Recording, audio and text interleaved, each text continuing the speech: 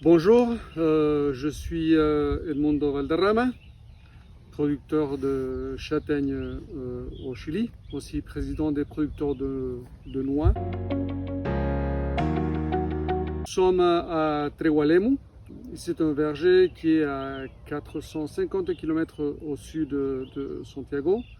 C'est un verger de 160 hectares plantés les années 2011 et 2012. C'est un verger planté avec des variétés surtout italiennes. Nous avons ici du Castelborello, du Marradi, Città di Castello, Cuneo, Chiusapecio, Val di Susa et aussi une variété française, Bouche Rouge. En termes de plantation, on est à 20% de pollinisateurs entre les variétés. On utilise trois variétés. Pour les variétés plus précoces, on utilise Précoce Migoule. Et puis pour les autres, une variété qui s'appelle Pantano et une autre qui s'appelle Chacayal pour les plus tardives.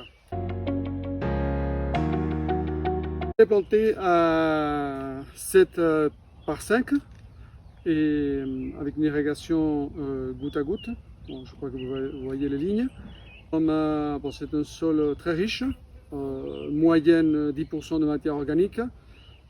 Très profond, ce sont des sols volcaniques qui coulent l'eau très bien. En termes de pluie, nous avons environ 1000 à 1200 mm par an, très concentré l'hiver, avec des petites pluies le printemps et l'été. C'est un peu le cas dans tout le Chili, sauf en allant vers le sud. En termes de production, dans le verger les plus âgés de 2011, nous sommes entre 4 à 6 tonnes à l'hectare, dépendant des variétés. Cette année 2020, on a atteint une production de 500 tonnes ici. On attendait plus, en fait, d'accord, nos prévisions, on a été 20% en dessous des prévisions. On a eu un été et un automne très sec. On a vu ça dans les fruits, en termes de poids des fruits et calibre. Et on espère atteindre presque 1000 tonnes quand tout le verger sera en production. On a pas mal regreffé et dans les années, changeant surtout des pollinisateurs on en avait en trop.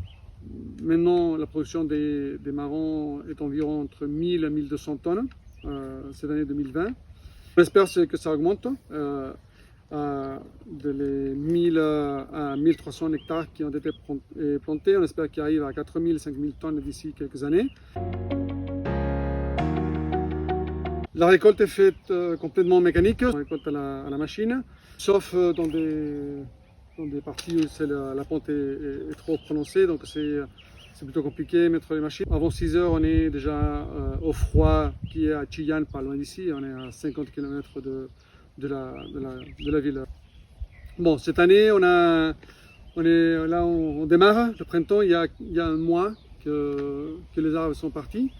Et donc, ils poussent encore. On a eu un printemps assez sec. Heureusement, on a eu des très bonnes pluies pendant l'hiver, donc l'aspect irrigation s'est un peu assuré. Mais on va voir ce qui arrive en termes de pluie ici jusqu'à la récolte. Vous parlez un peu du Chili. Les châtaignes sont au Chili depuis très longtemps. Elles ont été importées par les immigrants il y a des centaines d'années. Donc il y a des châtaigniers partout, sauvages. Ils ont perdu leur variété il y a très longtemps. La production n'est pas très claire en fait, ça dépend du niveau de prix, si les gens vont et ramassent les châtaignes ou pas.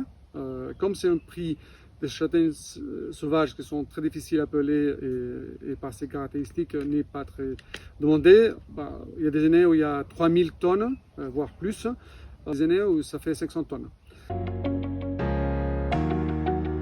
En général, la consommation au Chili est basse, c'est une petite population qui ne sont pas très habitués. Alors, dans la partie sud du pays, les gens consomment plus, mais c'est pas très important. En plus, comme ce sont des châtaignes qui sont très difficiles à peler, les châtaignes sauvages, c'est pas le cas il n'y a pas une industrie faite par rapport à ça.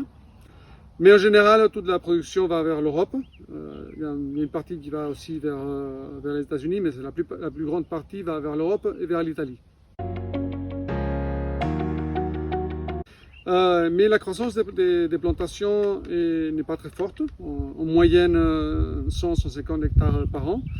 Il y a une bonne concurrence ici dans la zone de production des châtaignes, que c'est entre 250 et 800 km au sud de Santiago. Il y a une bonne concurrence là-dedans des cerises, aussi a été la noix, et maintenant c'est très fort la noisette qui pousse beaucoup en fait. Les gens préfèrent le planter. Bien sûr, il y a Ferrero qui tire un peu le chariot des noisettes. Mais bon, la production se développe. On a eu pas mal de défis et des situations à résoudre. Bien sûr, il y aura d'autres défis qu'on va trouver dans les années qui viennent. En général, la production du Chili, c'est une production conventionnelle, sauf si on n'a pas ni des ravageuses, ni très peu de maladies. Dans notre cas ici, on a la production bio. Il y a très peu d'utilisation de produits chimiques. Merci beaucoup pour cette opportunité de vous raconter la production ici dans l'autre coin du monde. Et j'espère vous voir dès que la situation de pandémie le permet. À bientôt. Ciao.